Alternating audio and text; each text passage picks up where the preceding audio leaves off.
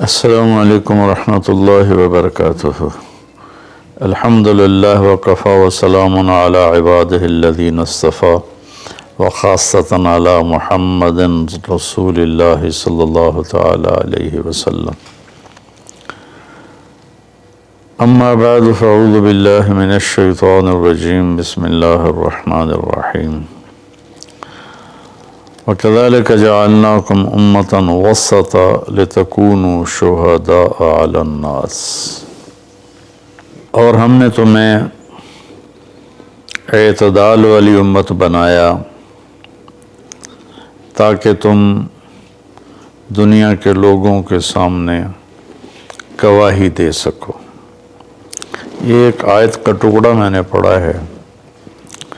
روزانہ کی تلاوت میں سارا قرآن تو بیان نہیں ہو سکتا، جو آیت پیش کرنی زیادہ ضروری ہوتی ہے اس کو میں کوشش کرتا ہوں ہائی لائٹ کرتا ہوں۔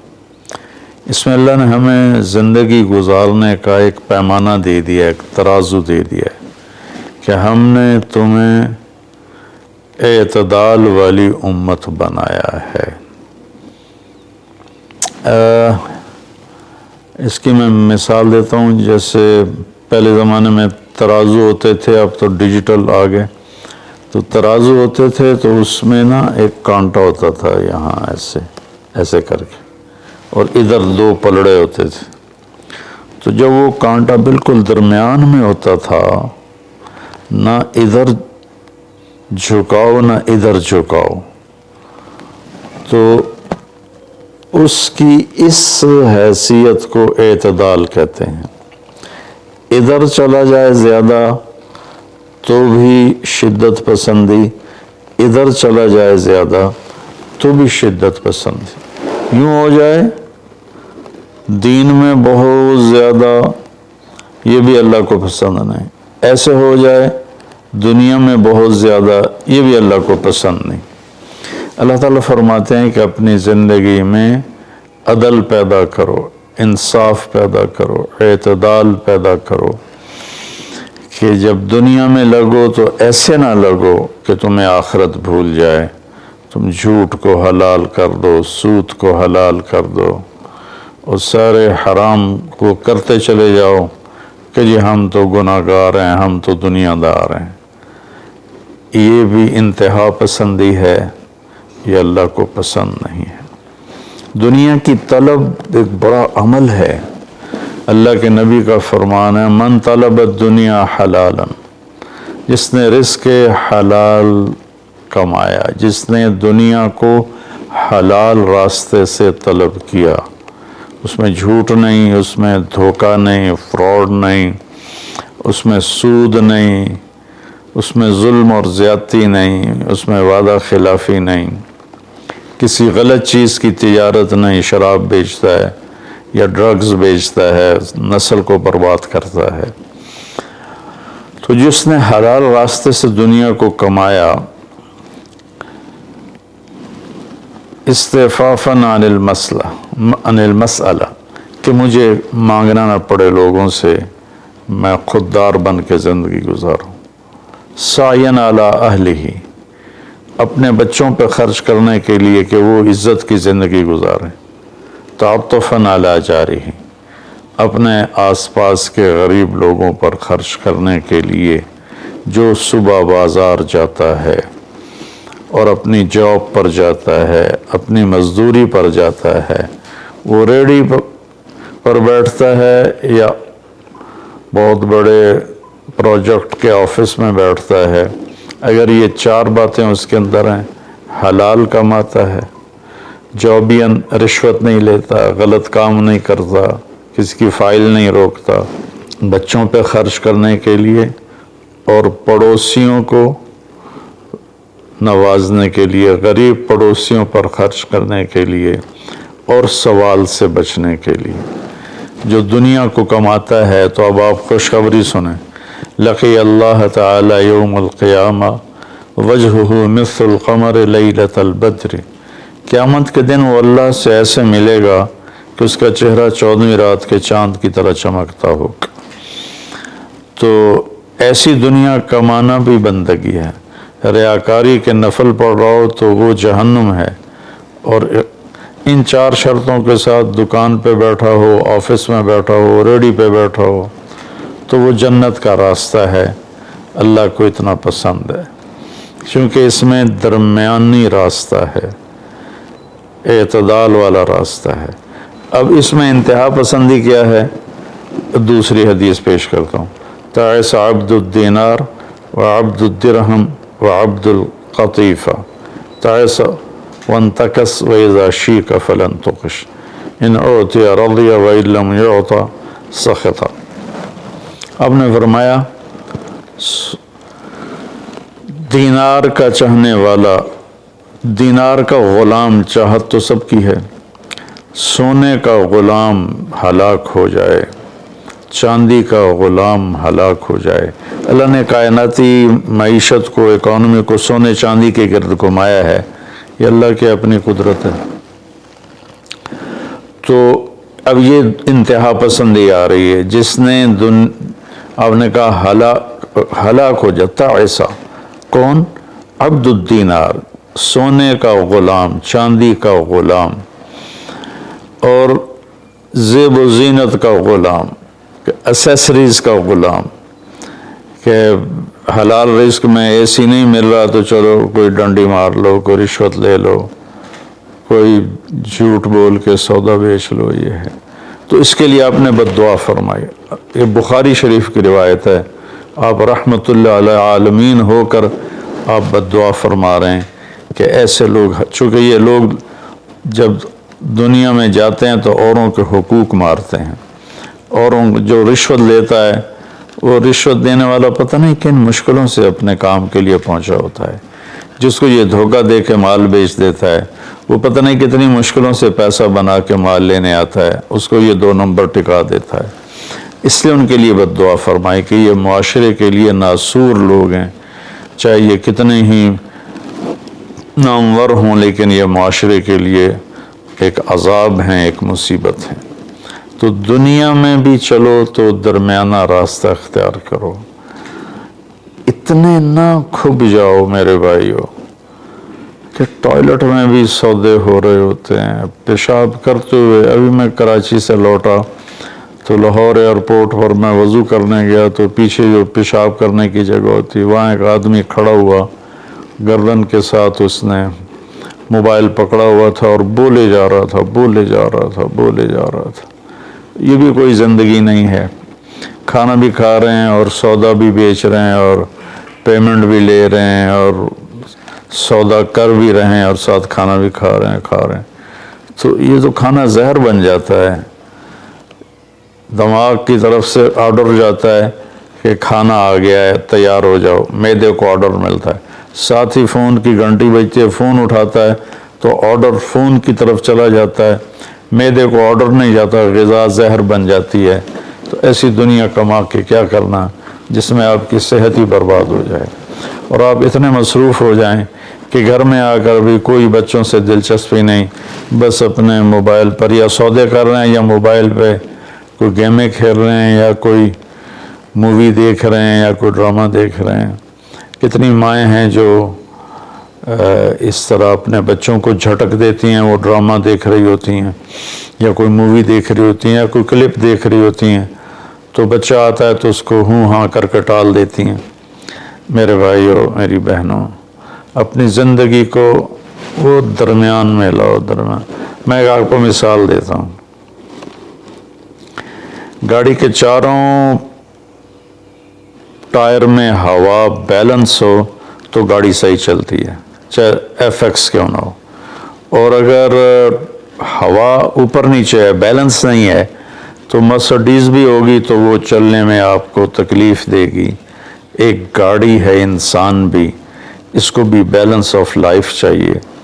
یہ گھر میں آؤ تو گھر کے ہو جاؤ، فون آف کر دو اور اپنے بچوں سے بات کرو، بیوی سے بات کرو، ان کے ساتھ بیٹھو، ان سے گپ شپ کرو اور گھر کی باتیں کرو، گھر کے مسائل ذکر کرو. باہر کے مسائل کو گیٹ پہ چھوڑ کے آ جایا کرو. تو یہ تو دنیا ہے نا، اللہ نے اس میں ناپسند کیا ہے کہ ہم اپنے آپ کو زیادہ کھو پائیں، لیکن دین میں بھی اللہ نے ناپسند کیا ہے کہ ہم اس میں زیادہ لگ جائیں۔ لا تغلوا فی دینکم، اپنے دین میں انتہا پسندی پہ مت جاؤ۔ اللہ نے اپنے محبوب سے فرمایا فلا تذهب نفسک علیہم حسرات، میرے نبی آپ ان غیر مسلموں کو تبلیغ کرتے ہوئے اتنا دکھ نہ اٹھائیں کہ آپ خود آہیں پڑھتے پڑھتے فوت ہو جائیں۔ اللہ نے اپنے نبی سے فرمایا، نماز لمبی کی تو اللہ نے اس سے منع فرما کر فرمایا کہ ما انزلنا علیک القرآن لتشقی۔ اللہ نے اپنے نبی سے اعتدال مانگا، لا تبسطھا کل البسط، میرے نبی آپ مال خرچ کریں لیکن سارا نہ خرچ کریں، کچھ بچا کے بھی رکھیں۔ اللہ نے اپنے محبوب سے فرمایا، اس لیے تو اللہ نے زکوٰۃ کا نظام چلایا۔ تو اور ایک حدیث پیش کرتا ہوں، 3 صحابہ آئے حضرت عائشہ رضی اللہ عنہ کے پاس کہ اللہ کے نبی کی رات کیسی ہوتی ہے، تو انہوں نے فرمایا کہ سوتے بھی ہیں اور اٹھتے بھی ہیں، نفل بھی پڑھتے ہیں، بلکہ آپ کی بہت خوبصورت عادت تھی، جب آپ تہجد سے فارغ ہو جاتے تو یوں کر کے لیٹ جاتے، ایسے کر کے، اور حضرت عائشہ رضی اللہ تعالیٰ عنہ بھی اٹھ جاتی تو آپ ان کے ساتھ اسی حال میں باتیں کرتے، گپ شپ لگاتے، تہجد کے وقت میں اپنی بیگم سے پیار محبت کی باتیں ہو رہی ہیں، اتنے میں حضرت بلال اذان دیتے تو آپ اٹھ کے 2 رکعت سنت ادا کرتے اور نماز پڑھانے کے لیے مسجد تشریف لے جاتے تھے۔ تو اتنی اعتدال کی لائف تھی، ہنسی مذاق فرماتے تھے، اور حضرت عائشہ رضی اللہ عنہ کو لقمے بنا کے کھلاتے تھے، ان کو آٹا گوندھ کے دیتے رہے جب تک حضرت عائشہ رضی اللہ عنہ کو آٹا گوندھنا نہیں آیا، کہ وہ چھوٹی عمر میں ان کی شادی ہوئی تھی۔ تو انہوں نے جب یہ سنا تو کہنے لگے وہ تو اللہ کے نبی ہیں، وہ تو کچھ بھی نہ کریں، بخشے بخشائے ہیں، ہمیں تو کچھ کرنا چاہیے، کیا کریں؟ ایک نے کہا میں ساری رات نہیں سوؤں گا، نفل پڑھوں گا، کتنی اچھی نیت کی ہے۔ دوسرا نے کہا میں ساری زندگی روزے رکھوں گا، کبھی افطار نہیں کروں گا، کتنی اچھی نیت ہے۔ تیسرے نے کہا میں شادی نہیں کروں گا، بس اللہ کی عبادت کروں گا اور اللہ کے راستے میں جہاد کروں گا، کتنی اچھی نیت ہے۔ آپ کو پتہ چلا تو آپ نے تینوں کو بلا لیا، تو آپ نے ان کو ڈانٹ پلائی، تم میرے اللہ کو مجھ سے زیادہ جانتے ہو،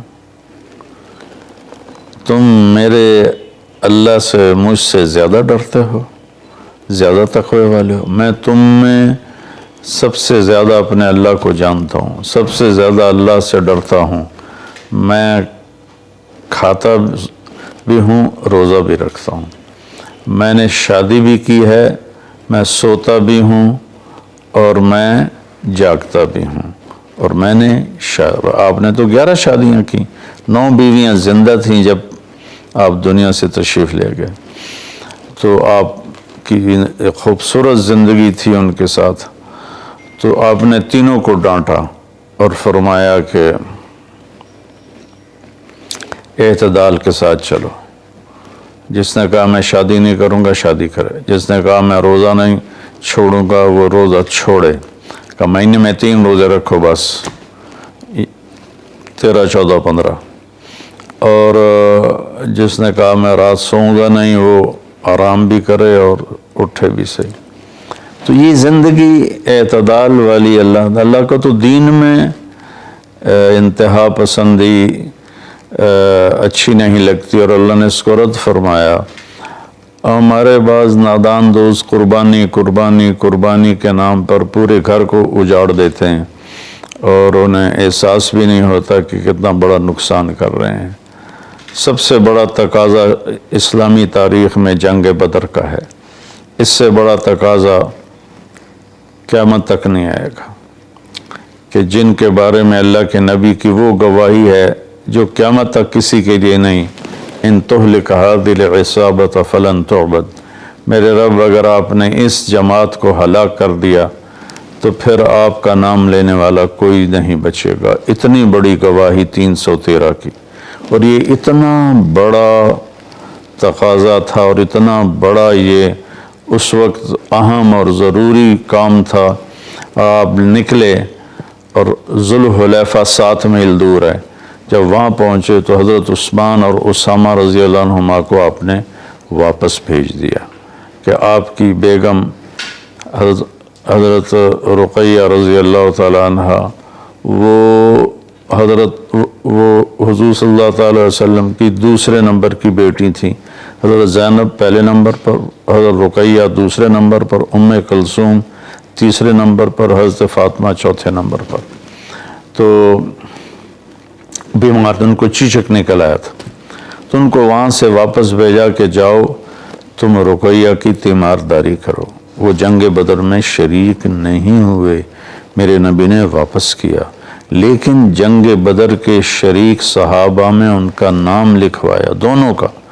جب ہم بدری صحابہ کی فہرست کھولتے ہیں تو اس میں اسامہ اور عثمان رضی اللہ عنہما دونوں کا نام ذکر ہے، اور مال غنیمت میں ان کا حصہ بھی رکھا آپ نے۔ اتنے بڑے تقاضے کو آپ نے بیوی کی بیماری کی وجہ سے پیچھے کر دیا اور ان دونوں کو واپس بھیجا، اور رقیہ رضی اللہ عنہ کا انتقال ہو گیا۔ جب آپ واپس تشریف لائے تو وہ دفن ہو چکی تھی، تو آپ نے ان کی قبر پہ جا کر دعا فرمائی۔ تو میرے بھائیو، دین میں بھی اعتدال ہو، دنیا میں بھی اعتدال ہو۔ یہ رہبانیت تو نصارہ عیسائیوں میں تھی کہ شادی نہیں کرنی، نہانا نہیں، بال نہیں کٹوانے، ناخن نہیں صاف کرنے، پہلے، اب نہیں، پہلے جو قدیم عیسائی مذہب تھا۔ تو طبیعت میں اتنی شدت، غیر فطری زندگی، پھر وہ دوسرے طریقے سے اپنی خواہشات کو پورا کرتے تھے، تو اس سے میرے نبی نے روکا۔ بعد میں ایک ٹرینڈ چل گیا کثرت عبادت کا، لیکن وہ کوئی معیار نہیں ہے کہ فلاں بزرگ تھے، انہوں نے 40 سال عشاء کے وضو سے فجر کی نماز پڑھی، اور فلاں بزرگ تھے، انہوں نے 30 سال عشاء کے وضو سے فجر کی نماز پڑھی، اور فلاں بزرگ تھے وہ 25 سال جنگل میں پھرتے رہے۔ بھلا یہ بھی کوئی دین ہے جو پیش کیا جائے؟ ہمارا دین تو پوری دنیا کو پیش کرنے کے لیے ہے۔ ان الدین عند اللہ الاسلام۔ اب اسلام ہی ایک مذہب ہے جو باقی ہے اپنے صحیح معنی میں، تو ہمیں پیش کرنا ہے لوگوں کو۔ یہ تو ہم اپنوں کو پیش نہیں کر سکتے کہ 25 سال جنگلوں کی خاک چھانتے رہے۔ یہ تو رہبانیت سے بھی کوئی آگے کی چیز ہے، لیکن یہ ان کی بزرگی کے طور پہ بیان کیا جاتا ہے۔ ایک بزرگ تھے، اپنے بالوں کو رسے سے باندھ لیتے تھے، رسہ اوپر چھت میں لٹکا ہوتا تھا، تو جب نماز پڑھتے پڑھتے ان کو نیند کا جھٹکا آتا تو وہ ایسے ہوتے تو وہ بالوں کو زبردستی جھٹکا پڑتا، جس سے وہ ان کی آنکھ کھل جاتی اور پھر نفلوں میں شروع ہو جاتے۔ یہ تو میرے نبی کے حکم کے خلاف ہے۔ آپ نے فرمایا تم میں کوئی عبادت میں لگے جب تک وہ بشاشت ہے اور اس کو نیند نہیں، جب نیند کا سمجھے غلبہ ہو رہا ہے نفل چھوڑ کے جا کے سو جائے۔ تو بعد میں یہ ایسی چیزیں پیدا ہوئیں کہ سارا سال روزے رکھنا، اور کبھی ایسا کہ ساری رات جاگنا، یہ کوئی دین نہیں ہے، یہ وہ دین نہیں ہے جسے ہم پیش کر سکیں۔ ایک بزرگ کا انتقال ہوا تو میں تعزیت کے لیے گیا، تو ان کے بیٹے بتانے لگے کہ ہمارے والد صاحب صبح 3 بجے اٹھ کے نیچے اپنے کمرے میں آ جاتے تھے جہاں مریدین آتے تھے، اور باقی جو ان کے اپنے علمی کام ہوتے تھے، اور رات 11 بجے واپس جاتے تھے۔ ساری زندگی یہ معمول رہا۔ یہ کوئی قابل ذکر بات نہیں ہے جس کو ہم بطور ایک نمونہ پیش کریں۔ میرے نبی نے اپنی زندگی کو 4 حصوں میں تقسیم کیا ہوا تھا۔ ایک حصہ لوگوں کے لیے، ایک بیوی بچوں کے لیے، ایک اپنی ذات کے کاموں کے لیے۔ آپ اپنے کپڑے خود دھوتے تھے، 9 بیویاں تھیں، آپ اپنے کپڑے خود دھوتے تھے، اور ایک حصہ آپ نے رکھا ہوا تھا اللہ کے لیے۔ تو آپ سے زیادہ مشکل لائف کسی کی نہیں، آپ سے زیادہ بڑا ذمہ دار کائنات میں کوئی نہیں، آپ نے زندگی کو 4 حصوں میں ڈیوائیڈ کیا ہوا تھا، تو اگر ہم دنیا میں لگتے ہیں تو حلال حرام بھول جاتے ہیں، جھوٹ سچ بھول جاتے ہیں، دھوکہ دیانت کو بھول جاتے ہیں، اور دین میں لگتے ہیں تو بچے بیوی بھول جاتے ہیں، اپنے کام کاروبار بھول جاتے ہیں۔ آپ دیکھیں اصحاب صفہ وہ تھے جن کا کوئی کام نہیں تھا، لیکن 10 مبشرہ میں سے ایک بھی اصحاب صفہ میں نہیں، خلفاء میں ایک بھی اصحاب صفہ میں نہیں۔ اور اصحاب صفہ کوئی دینی تقاضوں کے لیے فارغ نہیں بیٹھے تھے، اصحاب صفہ کا ٹھکانہ کوئی نہیں تھا۔ جب صدیقی دور میں ٹھکانے مل گئے تو اصحاب صفہ بھی ختم ہو گئے۔ تو بھائیو، میری گزارش ہے آپ سب کی خدمت میں کہ اعتدال کی زندگی گزارو، اللہ کے واسطے اعتدال کی زندگی گزارو۔ ایک صحابی آئے، بڑے مالدار تھے، کپڑے ان کے پرانے بھی تھے اور بڑے گھٹیا قسم کے تھے اور میلے بھی تھے۔ آپ نے ان سے فرمایا کیا ہوا، غریب ہو گئے ہو؟ کہا جی نہیں۔ آپ نے فرمایا تو اللہ نے جو تجھے دیا ہے تو وہ چاہتا ہے کہ اللہ تیرے اوپر اس کا اثر دیکھے، اٹھو جا کے کپڑے تبدیل کر کے آؤ۔ آپ نے ان کو واپس بھیجا، ان کے کپڑے تبدیل کروائے۔ تو یہ کہ کسی کو اللہ رزق دیتا ہے، وہ اچھے کپڑے پہنتا ہے، اچھی سواری استعمال کرتا ہے، اچھے گھر میں رہتا ہے، اپنا کاروبار دیکھتا ہے، اس کو دنیا داری نہیں کہتے۔ دنیا داری تو جھوٹ اور فراڈ اور حرام اور رشوت، جتنے غلط راستوں سے جو جانا ہے کاروباری زندگی میں، یہ دنیا داری ہے۔ عبد الرحمن بن عوف رضی اللہ تعالیٰ عنہ نے وراثت میں اتنا سونا چھوڑا کہ بچوں میں تقسیم کرنے کے لیے وراثت کو کاٹتے کاٹتے آریاں ٹوٹ گئیں۔ 1000 گھوڑے، 10,000 بکریاں اور 1000 اونٹ، یہ مال مویشی ان کے پاس تھے، اور زمینیں الگ تھیں، لیکن وہ 10 بڑے صحابہ میں ہیں، ٹاپ 10 صحابہ میں ہیں۔ تو بھائیو، رمضان کا مہینہ ہے، اللہ سے مانگیں کہ اللہ ہمیں اعتدال والی زندگی نصیب فرمائے۔ السلام علیکم ورحمۃ اللہ۔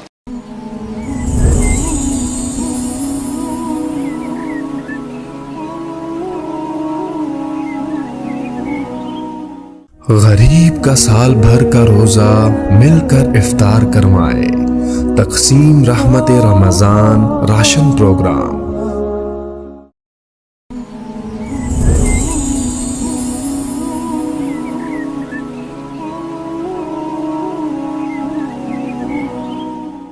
غریب کا سال بھر کا روزہ مل کر افطار کروائے، تقسیم رحمت رمضان راشن پروگرام۔ السلام علیکم ورحمۃ اللہ وبرکاتہ۔ الحمدللہ وکفی وسلام علی عبادہ الذین اصطفی وخاصۃ علی محمد رسول اللہ صلی اللہ تعالی علیہ وسلم۔ اما بعد فاعوذ باللہ من الشیطان الرجیم، بسم اللہ الرحمن الرحیم۔ وَكَذَلِكَ جَعَلْنَاكُمْ أُمَّةً وَسَطًا لِتَكُونُوا شُهَدَاءَ عَلَى النَّاسِ۔ اور ہم نے تمہیں اعتدال والی امت بنایا تاکہ تم دنیا کے لوگوں کے سامنے گواہی دے سکو۔ یہ ایک آیت کا ٹکڑا میں نے پڑھا ہے۔ روزانہ کی تلاوت میں سارا قرآن تو بیان نہیں ہو سکتا، جو آیت پیش کرنی زیادہ ضروری ہوتی ہے اس کو میں کوشش کرتا ہوں ہائی لائٹ کرتا ہوں۔ اس میں اللہ نے ہمیں زندگی گزارنے کا ایک پیمانہ دے دیا، ایک ترازو دے دیا ہے کہ ہم نے تمہیں اعتدال والی امت بنایا ہے۔ اس کی میں مثال دیتا ہوں، جیسے پہلے زمانے میں ترازو ہوتے تھے، اب تو ڈیجیٹل آ گئے۔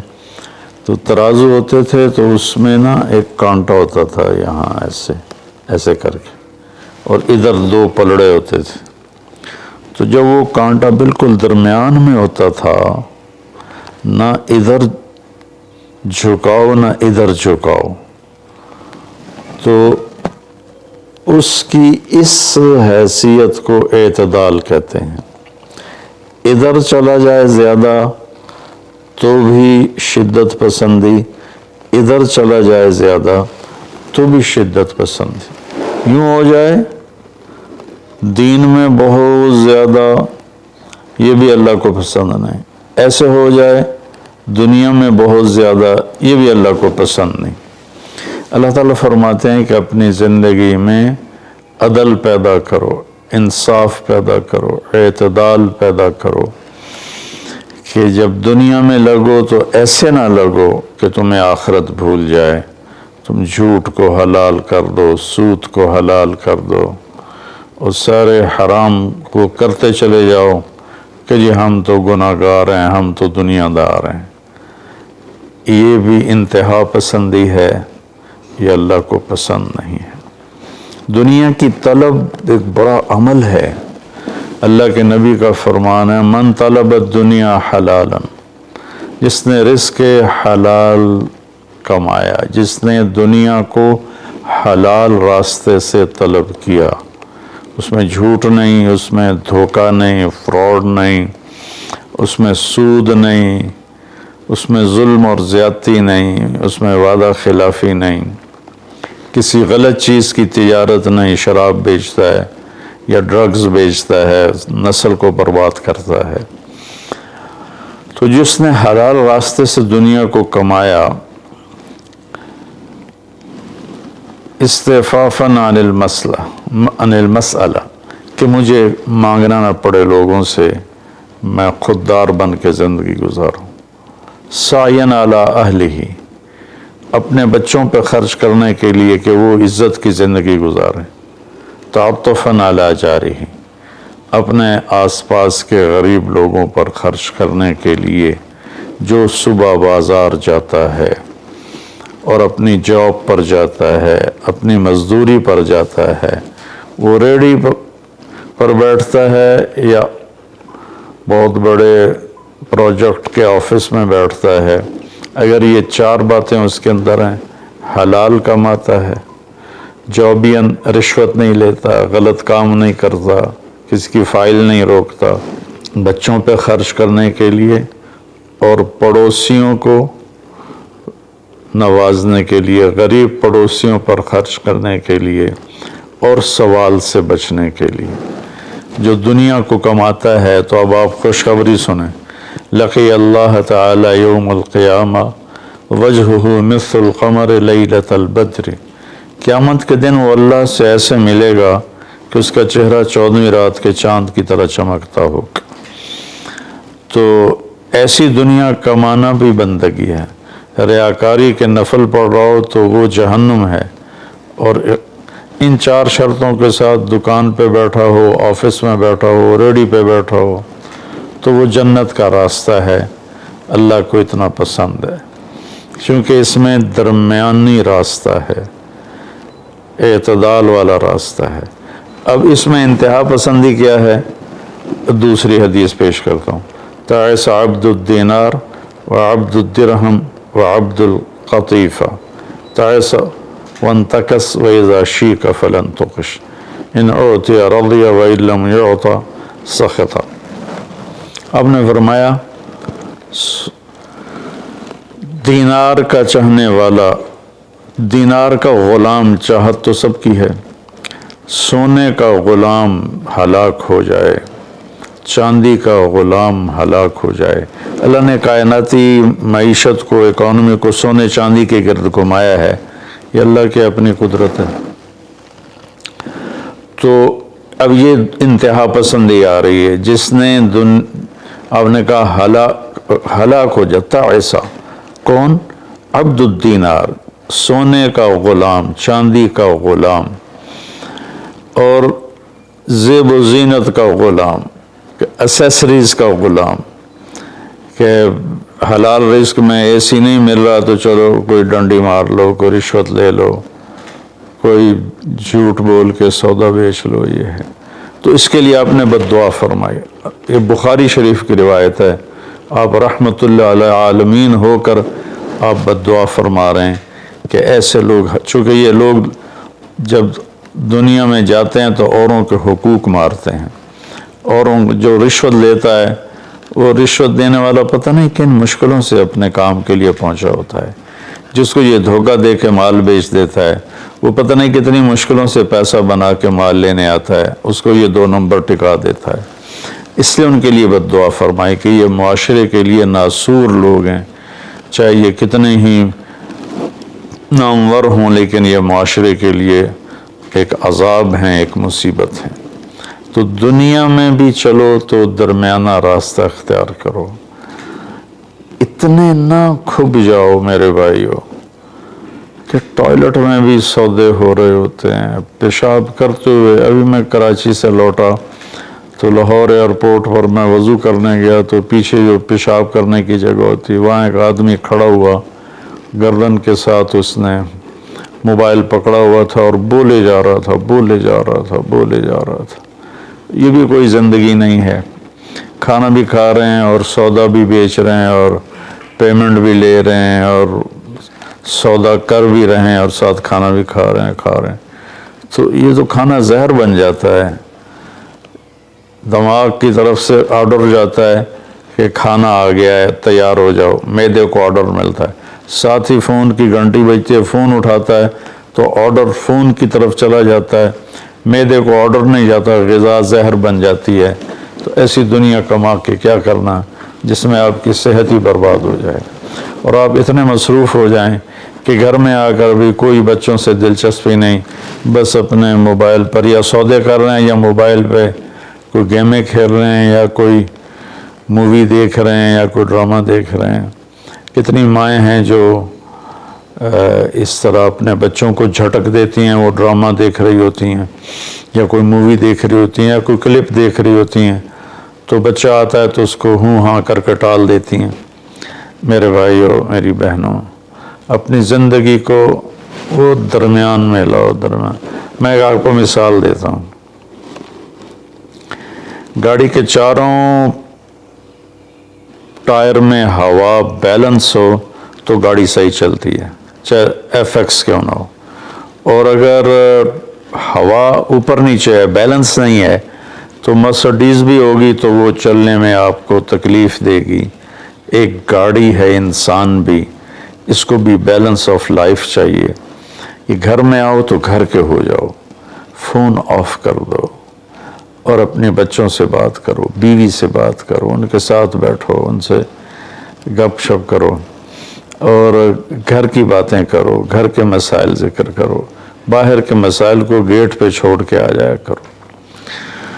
تو یہ تو دنیا ہے نا, اللہ نے اس میں ناپسند کیا ہے کہ ہم اپنے آپ کو زیادہ کھو پائیں. لیکن دین میں بھی اللہ نے ناپسند کیا ہے کہ ہم اس میں زیادہ لگ جائیں. لا تغلوا فی دینکم, اپنے دین میں انتہا پسندی پہ مت جاؤ. اللہ نے اپنے محبوب سے فرمایا فلا تذهب نفسك علیہم حسرات. میرے نبی, آپ ان غیر مسلموں کو تبلیغ کرتے ہوئے اتنا دکھ نہ اٹھائیں کہ آپ خود آہیں بھرتے بھرتے فوت ہو جائیں. اللہ نے اپنے نبی سے فرمایا. نماز لمبی کی تو اللہ نے اس سے منع فرما کر فرمایا کہ ما انزلنا علیک القرآن لتشقى.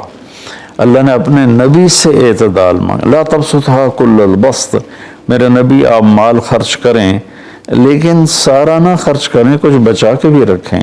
اللہ نے اپنے محبوب سے فرمایا. اس لیے تو اللہ نے زکوٰۃ کا نظام چلایا. تو اور ایک حدیث پیش کرتا ہوں. 3 صحابہ آئے حضرت عائشہ رضی اللہ عنہ کے پاس کہ اللہ کے نبی کی رات کیسی ہوتی ہے. تو انہوں نے فرمایا کہ سوتے بھی ہیں اور اٹھتے بھی ہیں, نفل بھی پڑھتے ہیں.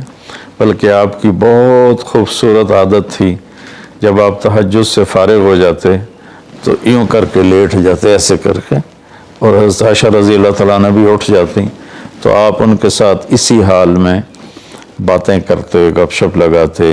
تہجد کے وقت میں اپنی بیگم سے پیار محبت کی باتیں ہو رہی ہیں, اتنے میں حضرت بلال اذان دیتے تو آپ اٹھ کے 2 رکعت سنت ادا کرتے اور نماز پڑھانے کے لیے مسجد تشریف لے جاتے تھے. تو اتنی اعتدال کی لائف تھی، ہنسی مذاق فرماتے تھے، اور حضرت عائشہ رضی اللہ عنہ کو لقمے بنا کے کھلاتے تھے، ان کو آٹا گوندھ کے دیتے رہے جب تک حضرت عائشہ رضی اللہ عنہ کو آٹا گوندنا نہیں آیا، کہ وہ چھوٹی عمر میں ان کی شادی ہوئی تھی۔ تو انہوں نے جب یہ سنا تو کہنے لگے وہ تو اللہ کے نبی ہیں، وہ تو کچھ بھی نہ کریں، بخشے بخشائے ہیں، ہمیں تو کچھ کرنا چاہیے، کیا کریں؟ ایک نے کہا میں ساری رات نہیں سوؤں گا، نفل پڑھوں گا، کتنی اچھی نیت کی ہے۔ دوسرا نے کہا میں ساری زندگی روزے رکھوں گا، کبھی افطار نہیں کروں گا، کتنی اچھی نیت ہے۔ تیسرے نے کہا میں شادی نہیں کروں گا، بس اللہ کی عبادت کروں گا اور اللہ کے راستے میں جہاد کروں گا، کتنی اچھی نیت ہے۔ آپ کو پتہ چلا تو آپ نے تینوں کو بلا لیا۔ تو آپ نے ان کو ڈانٹ پلائی، تم میرے اللہ کو مجھ سے زیادہ جانتے ہو، تم میرے اللہ سے مجھ سے زیادہ ڈرتے ہو، زیادہ تقوی والے ہو، میں تم میں سب سے زیادہ اپنے اللہ کو جانتا ہوں، سب سے زیادہ اللہ سے ڈرتا ہوں، میں کھاتا بھی ہوں، روزہ بھی رکھتا ہوں، میں نے شادی بھی کی ہے، میں سوتا بھی ہوں اور میں جاگتا بھی ہوں، اور میں نے آپ نے تو 11 شادیاں کی، 9 بیویاں زندہ تھیں جب آپ دنیا سے تشریف لے گئے، تو آپ کی ایک خوبصورت زندگی تھی ان کے ساتھ۔ تو آپ نے تینوں کو ڈانٹا اور فرمایا کہ اعتدال کے ساتھ چلو، جس نے کہا میں شادی نہیں کروں گا شادی کرے، جس نے کہا میں روزہ نہیں چھوڑوں گا وہ روزہ چھوڑے، کہ مہینے میں 3 روزے رکھو بس، 13 14 15، اور جس نے کہا میں رات سوؤں گا نہیں وہ آرام بھی کرے اور اٹھے بھی صحیح۔ تو یہ زندگی اعتدال والی، اللہ کو تو دین میں انتہا پسندی اچھی نہیں لگتی، اور اللہ نے اس کو رد فرمایا۔ ہمارے بعض نادان دوست قربانی قربانی قربانی کے نام پر پورے گھر کو اجاڑ دیتے ہیں، اور انہیں احساس بھی نہیں ہوتا کہ کتنا بڑا نقصان کر رہے ہیں۔ سب سے بڑا تقاضا اسلامی تاریخ میں جنگ بدر کا ہے، اس سے بڑا تقاضا قیامت تک نہیں آئے گا، کہ جن کے بارے میں اللہ کے نبی کی وہ گواہی ہے جو قیامت تک کسی کے لیے نہیں، ان تہلک هذه العصابة فلن تعبد، میرے رب اگر آپ نے اس جماعت کو ہلاک کر دیا تو پھر آپ کا نام لینے والا کوئی نہیں بچے گا۔ اتنی بڑی گواہی 313 کی، اور یہ اتنا بڑا تقاضا تھا اور اتنا بڑا یہ اس وقت اہم اور ضروری کام تھا۔ آپ نکلے اور ذوالحلیفہ 7 میل دور ہے، جب وہاں پہنچے تو حضرت عثمان اور اسامہ رضی اللہ عنہما کو آپ نے واپس بھیج دیا، کہ آپ کی بیگم حضرت رقیہ رضی اللہ تعالی عنہ وہ حضور صلی اللہ تعالی علیہ وسلم کی دوسرے نمبر کی بیٹی تھیں، حضرت زینب پہلے نمبر پر، حضرت رقیہ دوسرے نمبر پر، ام کلثوم تیسرے نمبر پر، حضرت فاطمہ چوتھے نمبر پر۔ تو بیمار ان کو چیچک نکل آیا تھا، تو ان کو وہاں سے واپس بھیجا کہ جاؤ تم رقیہ کی تیمارداری کرو۔ وہ جنگ بدر میں شریک نہیں ہوئے، میرے نبی نے واپس کیا، لیکن جنگ بدر کے شریک صحابہ میں ان کا نام لکھوایا، دونوں کا۔ جب ہم بدری صحابہ کی فہرست کھولتے ہیں تو اس میں اسامہ اور عثمان رضی اللہ عنہما دونوں کا نام ذکر ہے، اور مال غنیمت میں ان کا حصہ بھی رکھا آپ نے۔ اتنے بڑے تقاضے کو آپ نے بیوی کی بیماری کی وجہ سے پیچھے کر دیا اور ان دونوں کو واپس بھیجا، اور رقیہ رضی اللہ عنہ کا انتقال ہو گیا۔ جب آپ واپس تشریف لائے تو وہ دفن ہو چکی تھی، تو آپ نے ان کی قبر پہ جا کر دعا فرمائی۔ تو میرے بھائیوں، دین میں بھی اعتدال ہو، دنیا میں بھی اعتدال ہو۔ یہ رہبانیت تو نصارہ عیسائیوں میں تھی کہ شادی نہیں کرنی، نہانا نہیں، بال نہیں کٹوانے، ناخن نہیں صاف کرنے، پہلے، اب نہیں، پہلے جو قدیم عیسائی مذہب تھا۔ تو طبیعت میں اتنی شدت، غیر فطری زندگی، پھر وہ دوسرے طریقے سے اپنی خواہشات کو پورا کرتے تھے، تو اس سے میرے نبی نے روکا۔ بعد میں ایک ٹرینڈ چل گیا کثرت عبادت کا، لیکن وہ کوئی معیار نہیں ہے کہ فلاں بزرگ تھے انہوں نے 40 سال عشاء کے وضو سے فجر کی نماز پڑھی، اور فلاں بزرگ تھے انہوں نے 30 سال عشاء کے وضو سے فجر کی نماز پڑھی، اور فلاں بزرگ تھے وہ 25 سال جنگل میں پھرتے رہے۔ بھلا یہ بھی کوئی دین ہے جو پیش کیا جائے؟ ہمارا دین تو پوری دنیا کو پیش کرنے کے لیے ہے۔ ان الدین عند اللہ الاسلام۔ اب اسلام ہی ایک مذہب ہے جو باقی ہے اپنی صحیح معنی میں، تو ہمیں پیش کرنا ہے لوگوں کو، یہ تو ہم اپنوں کو پیش نہیں کر سکتے کہ 25 سال جنگلوں کی خاک چھانتے رہے۔ یہ تو ربانیت سے بھی کوئی آگے کی چیز ہے، لیکن یہ ان کی بزرگی کے طور پہ بیان کیا جاتا ہے۔ ایک بزرگ تھے اپنے بالوں کو رسے سے باندھ لیتے تھے، رسہ اوپر چھت میں لٹکا ہوتا تھا، تو جب نماز پڑھتے پڑھتے ان کو نیند کا جھٹکا آتا تو وہ ایسے ہوتے تو وہ بالوں کو زبردستی جھٹکا پڑتا، جس سے وہ ان کی آنکھ کھل جاتی اور پھر نفلوں میں شروع ہو جاتے۔ یہ تو میرے نبی کے حکم کے خلاف ہے۔ آپ نے فرمایا تم میں کوئی عبادت میں لگے جب تک وہ بشاشت ہے اور اس کو نیند نہیں، جب نیند کا سمجھے غلبہ ہو رہا ہے نفل چھوڑ کے جا کے سو جائے۔ تو بعد میں یہ ایسی چیزیں پیدا ہوئیں کہ سارا سال روزے رکھنا، اور کبھی ایسا کہ ساری رات جاگنا، یہ کوئی دین نہیں ہے، یہ وہ دین نہیں ہے جسے ہم پیش کر سکیں۔ ایک بزرگ کا انتقال ہوا تو میں تعزیت کے لیے گیا، تو ان کے بیٹے بتانے لگے کہ ہمارے والد صاحب صبح 3 بجے اٹھ کے نیچے اپنے کمرے میں آ جاتے تھے جہاں مریدین آتے تھے اور باقی جو ان کے اپنے علمی کام ہوتے تھے، اور رات 11 بجے واپس جاتے تھے۔ ساری زندگی یہ معمول رہا۔ یہ کوئی قابل ذکر بات نہیں ہے جس کو ہم بطور ایک نمونہ پیش کریں۔ میرے نبی نے اپنی زندگی کو 4 حصوں میں تقسیم کیا ہوا تھا۔ ایک حصہ لوگوں کے لیے، ایک بیوی بچوں کے لیے، ایک اپنی ذات کے کاموں کے لیے۔ آپ اپنے کپڑے خود دھوتے تھے، 9 بیویاں تھیں، آپ اپنے کپڑے خود دھوتے تھے، اور ایک حصہ آپ نے رکھا ہوا تھا اللہ کے لیے۔ تو آپ سے زیادہ مشکل لائف کسی کی نہیں، آپ سے زیادہ بڑا ذمہ دار کائنات میں کوئی نہیں۔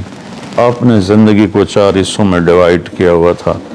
تو اگر ہم دنیا میں لگتے ہیں تو حلال حرام بھول جاتے ہیں، جھوٹ سچ بھول جاتے ہیں، دھوکہ دیانت کو بھول جاتے ہیں، اور دین میں لگتے ہیں تو بچے بیوی بھول جاتے ہیں، اپنے کام کاروبار بھول جاتے ہیں۔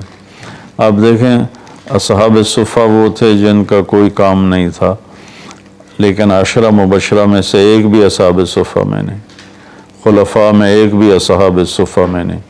اور اصحاب صفہ کوئی دینی تقاضوں کے لیے فارغ نہیں بیٹھے تھے، اصحاب صفہ کا ٹھکانہ کوئی نہیں تھا۔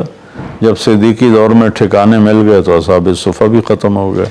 تو بھائیو، میری گزارش ہے آپ سب کی خدمت میں کہ اعتدال کی زندگی گزارو، اللہ کے واسطے اعتدال کی زندگی گزارو۔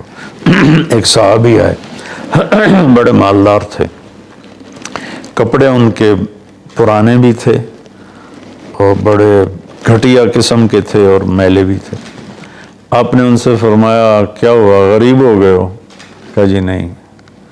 آپ نے فرمایا تو اللہ نے جو تجھے دیا ہے تو وہ چاہتا ہے کہ اللہ تیرے اوپر اس کا اثر دیکھے، اٹھو جا کے کپڑے تبدیل کر کے آؤ۔ آپ نے ان کو واپس بھیجا، ان کے کپڑے تبدیل کروائے۔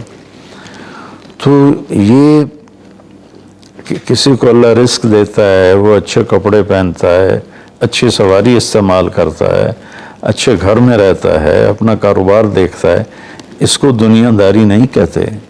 دنیا داری تو جھوٹ اور فراڈ اور حرام اور رشوت، جتنے غلط راستوں سے جو جانا ہے کاروباری زندگی میں، یہ دنیا داری ہے۔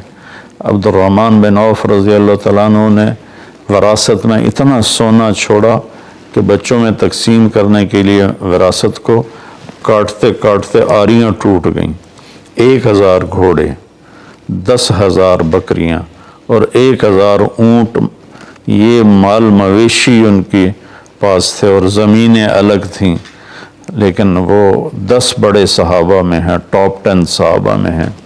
تو بھائیو، رمضان کا مہینہ ہے، اللہ سے مانگیں کہ اللہ ہمیں اعتدال والی زندگی نصیب فرمائے۔ السلام علیکم ورحمۃ اللہ۔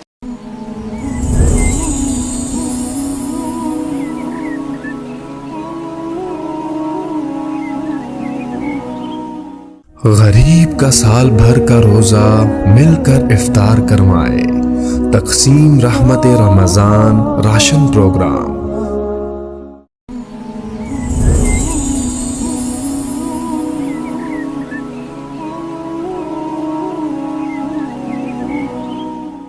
غریب کا سال بھر کا روزہ مل کر افطار کرمائے، تقسیم رحمت رمضان راشن پروگرام۔ السلام علیکم ورحمۃ اللہ وبرکاتہ۔ الحمد للہ وکفی وسلام علی عبادہ الذین اصطفی وخاصۃ علی محمد رسول اللہ صلی اللہ تعالی علیہ وسلم۔ اما بعد فاعوذ باللہ من الشیطان الرجیم، بسم اللہ الرحمن الرحیم۔ وَكَذَلِكَ جَعَلْنَاكُمْ أُمَّةً وَسَطًا لِتَكُونُوا شُهَدَاءَ عَلَى النَّاسِ، اور ہم نے تمہیں اعتدال والی امت بنایا